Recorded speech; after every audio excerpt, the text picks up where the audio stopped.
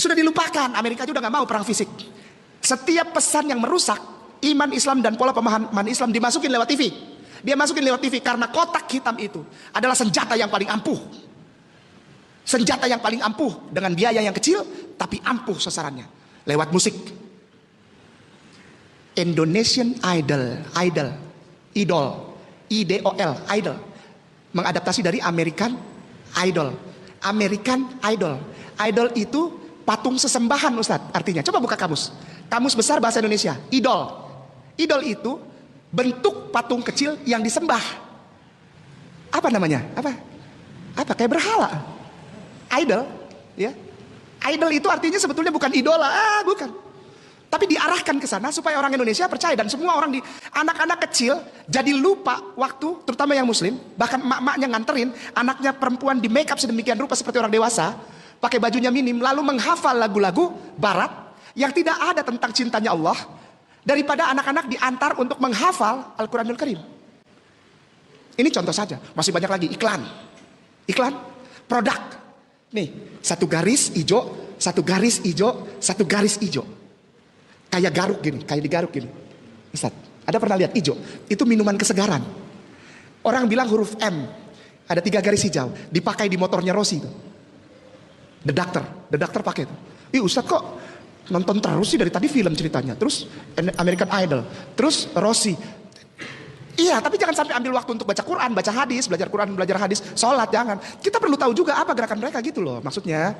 Up to date, jadi muslim itu jangan ketinggalan zaman, jangan di dalam tempurung. Kita nggak tahu kita lagi diapain, Ustaz. Harus up to date. Pernah lihat itu? M itu monster hijau. Itu satu garis itu vav, satu garis itu mewakili vav. Vav itu adalah huruf Ibrani 6. Jadi 3 garis 6, lambang Dajjal. Kitab Wahyu. Ustadku terhormat, saya mohon maaf. Wahyu di belakang, Ustaz, paling belakang Ustaz. WHY, Wahyu, kitab Wahyu, pasal 13 ayat 18. Al-Quran detil menerangkan Dajjal saja. Kitab Wahyu, pasal 13 ayat ke-18, Ustaz. Iya, betul, Ustaz. Ustaz ini dahsyat, perjanjian baru ya. Dia sampai tahu perjanjian baru, perjanjian lama. Saya makin curiga. Ini tuan guruku, saya gak, jadi kalau ada dia saya gak berani ngomong sih, iya benar. Soalnya kartunya udah ketahuan semua sama beliau. Allahu Akbar. Ya, sudah? Sudah ada. Pasal 13 ayat 18. Kitab Wahyu pasal 13 ayat yang ke-18. Ustaz sudah dapat itu? Iya, baik. Boleh dibacakan. Aduh, saya minta maaf banget. Kalau boleh ada satu mic lagi. Kalau boleh. Enggak usah deh, enggak usah. Maksudnya jangan saya yang baca, Ustaz ya. Nanti kalau saya yang baca takutnya saya dibilang mengada-adakan gitu ya. Jadi biar jelas. Ya, siap, Ustaz. Ayat 18. Ada di sana disebutkan angka 666, Ustaz? Yang penting di sini adalah hikmat. Barang siapa yang bijaksana, baiklah dia menghitung bilangan binatang ya. Karena bilangan itu adalah bilangan seorang manusia dan bilangannya adalah 666. Saya bukan memakai Alkitab sebagai pegangan saya untuk melihat. Enggak, Al-Quran lebih detail tentang itu. Al-Quran lebih detail. Hati-hati, matanya bukan di tengah satu, tapi picak sebelah. Ini sedang digeser sekarang, Ustaz. Ada usaha mind war, ada usaha menggeser pemahaman Islam yang benar, yang pasti. Bismillahirrahmanirrahim. Zalikal kitabul la raiba fihi hudal lil muttaqin. Itu mau digeser. Tidak ada keraguan pada ayat Quran. Ini mau digeser apa? Di Rusia ada bayi. Astagfirullahaladzim. Di Rusia bayi lahir, matanya di tengah satu. Lalu Dajjal itu mati. Setiap gambar tentang Dajjal pasti matanya di tengah satu. Seperti raksasa, gigantikal. Padahal bukan itu yang digambarkan oleh Al-Quranul Karim. Tapi mau digeser ya. Ada yang di sini satu. Matanya, itu Dajjal. Jadi matanya satu. Memang satu matanya. Tapi bukan bentuknya satu. Dia 2, cuman yang satu picak. Dan ini dibilang kebetulan. Ini kebetulan aja sama. Tidak. Ini rancang bangun, grand design. Yang dipersiapkan untuk meminggirkan satu poin penting. Dari pemahaman Islam yang rahmatan lil alamin. Digeser. Anak-anak mulai digeser pemahamannya. Bahasa Inggris lebih bagus. Kalau ada sekolah yang berbahasa Inggris, bangga mami papinya. Bawa anaknya ke situ. Every single day they talking only in English. In their daily activities. Lalu maminya bilang, siapa misalnya namanya? Rudy, your father is going to somewhere, just ask your father. Lalu anak dengan bangga di depan orang-orang, daddy, mommy, could you give me something, please, I want to talk to you. Dan dia bangga. Dan tetangga-tetangga mulai lihat, ini yang benar. geser. Bahasa Arab. Kalau mau ekstrim sekalian bahasa Hebrew, Ibrani. Atau beda very Ivrit, Masyalamkha. Ayo kita ngobrol bahasa Hebrew, bahasa Ibrani. Sekalian kalau mau ekstrim ya. Kalau mau radikal sekalian radikal. Bilangan ini 666 dijadikan mainan, Ustadz. Dijadikan mainan. Disney, Mickey Mouse itu perwakilan dari angka 666. Sahabat Indonesia, apa jadinya kalau jamaah-jamaah kemudian diprovokasi oleh guru yang salah, guru yang menyesatkan, bukan guru yang memberikan pelajaran atau harapan, tapi justru guru yang menjerumuskan. Nah, berkali-kali saya selalu menyuarakan, para pendakwah agama ini seyogianya kita ikuti negara jiran kita Malaysia. Harus ada sertifikat bagi pendakwah agama. Coba bayangkan, pengajar matematika, fisika, biologi, bahasa Inggris, bahasa Mandarin, bahasa yang lain, bahasa Korea, itu harus mempunyai sertifikat. Harus mempunyai license sehingga dia patut dan boleh mengajar. Nah, ini pendakwah agama yang harus mengajar sesuatu yang jauh lebih hebat, ilmu dunia dan ilmu akhirat dilepaskan tanpa sertifikat. Aneh bin ajaib. Sahabat Indonesia,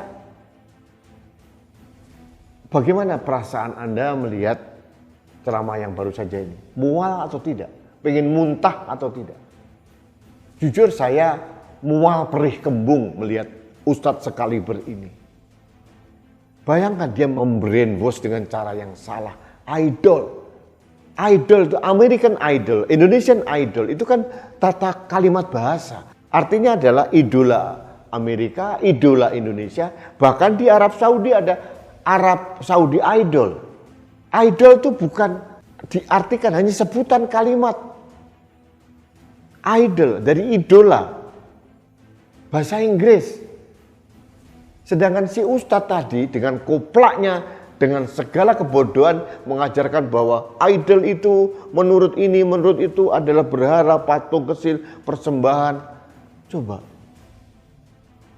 Betapa jahatnya dia menginfiltrasi pemikiran jamaahnya dengan pikiran-pikiran jahat dan kotor. Jamaahnya dipaksa untuk membenci acara di televisi. Ada Indonesian Idol. Bahkan di Amerika ada American Idol, ada England Idol, Arab Saudi Idol. Ustadz ini mungkin tidak mengerti bahasa Inggris. Idol itu adalah idola. Bukan idol diterjemahkan adalah patung berhala. Seperti ini adalah patung saya, ini berhala. Oh no, bagi saya ini adalah karya seni yang luar biasa. Jadi sahabat Indonesia, mari hati-hati, jangan salah memilih guru, jangan salah masuk dalam pertemuan, perkumpulan atau sahabat pergaulan. Kalau salah, anak-anak kita bisa disesatkan oleh ustadz-ustadz koplak seperti tadi itu. Ustadz-ustadz yang seolah-olah menjadi panitia hari kiamat. Seolah-olah mewakili Tuhan untuk menentukan ini kafir, ini bukan kafir, ini masuk surga, ini masuk neraka, ini haram, ini halal. Mereka ini, sebagian orang ini yang beraliran Wahabi dan Salafi selalu mengatakan seolah dirinya adalah wakil Tuhan di dunia. Orang yang di luar agama Islam dianggap kafir, harus dimusuhi. Ini kan koplak. Bagaimana kita melihat teladan Nabi Muhammad SAW di Madinah waktu itu? Di mana di sana ada orang Yahudi, ada orang Nasrani, ada orang Islam, diatur tata kelola masyarakat dengan indah oleh Nabi Muhammad. Makanya ada yang namanya Piagam Madinah yang dikatakan oleh dunia sebagai konstitusi tertulis pertama di dunia. Ini adalah buah pemikiran Nabi besar kita Muhammad SAW. Kok kita orang-orang yang bukan siapa-siapa ini sok melebihi Nabi sih? Sok mengkafir-kafirkan orang lain sih? Sahabat Indonesia, jangan sampai kita mendapatkan guru yang salah. Jangan sampai anak-anak kita dijerumuskan. Yang seperti Ustadz tadi itu, kalimat-kalimat idol. Akhirnya bagi orang-orang atau remaja-remaja kita yang kebetulan minim literasi itu ditelan mentah-mentah seolah itu benar loh. Bahaya loh ini. Sahabat Indonesia, sekali lagi saya menginginkan kepada negara melalui Kementerian Agama atau siapapun yang ditunjuk oleh negara, lakukanlah sertifikasi para penceramah agama. Jangan sampai para penceramah agama ngawur, kemudian para penceramah agama bukan sebagai pencerah, tapi sebagai penyesat. Banyak penceramah agama yang menjelek-jelekan pemimpin negara, kepala negara kita, menjelek-jelekan Presiden Jokowi, menjelek-jelekan siapa saja, kemudian diajarkan jamaahnya untuk tidak mencintai Indonesia, diajarkan jamaahnya untuk tidak mencintai sesama makhluk Tuhan. Ini berbahaya. Untuk itu kita perlu panduan. Jangan sampai negara ini, masa depan bangsa ini dirusak oleh penceramah-penceramah yang mempunyai tujuan buruk yang tidak sesuai dengan Pancasila. Ini saya selalu mengusulkan itu. Negara harus tegas. Jangan hanya bicara hati-hati atau jangan ini, jangan itu, tapi tidak ada implementasi di lapangan harus seperti apa. Saya ingat sekali. Dulu ada pengaturan suara azan di masjid. Implementasinya seperti apa? Hampir tidak ada makna. Peraturan menteri itu hanya seperti macan kertas. Karena apa? Peraturan yang seperti macan ompong. Kenapa? Tidak ditindaklanjuti dengan juknis, petunjuk teknis di lapangannya seperti apa. Kalau saya sekarang ini, katakanlah terganggu dengan azan misalkan, kemana saya harus melapor? Seperti di lingkungan saya, ada masjid, ada 4 orang. Woi, azannya kencang-kencangnya luar biasa. Seperti saya katakan, saya kehilangan hak saya untuk menikmati azan yang indah akibat ego dari pengurus-pengurus masjid. Kalau pengurus masjid yang berdekatan hanya 1 azan cukup kok. Ini kayak racing, balap-balapan, kenceng-kencengan. Nah, kalau ini terjadi, saya harus melapor ke siapa Pak Menteri? Sahabat Indonesia, inilah PR besar kita. Saya melihat negara belum terlalu serius menanggapi hal ini. Makanya saya tidak henti untuk bersuara. Kalau negara tidak berbuat, tidak bersikap, saya akan terus bersuara. Untuk apa? Untuk menyelamatkan generasi muda, untuk menyelamatkan generasi Indonesia, dan yang paling penting upaya saya untuk menjaga Indonesia. Baik sahabat Indonesia, terima kasih Anda telah mengikuti Opini Rudy. Kita bertemu kembali dalam Opini Rudy selanjutnya. Salam satu Indonesia, salam Pancasila. Saya Rudy Eskandar.